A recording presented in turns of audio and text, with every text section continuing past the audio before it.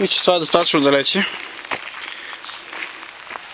Ето тази част тук е разкошна също.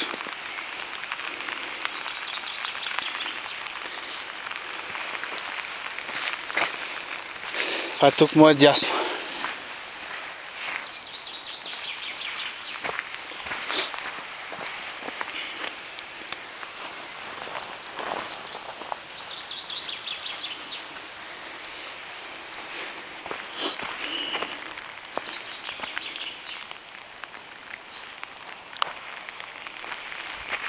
Аз мисля да тръгвам обратно, да снимам и другата част.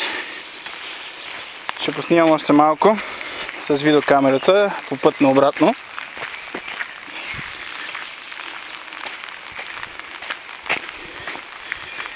И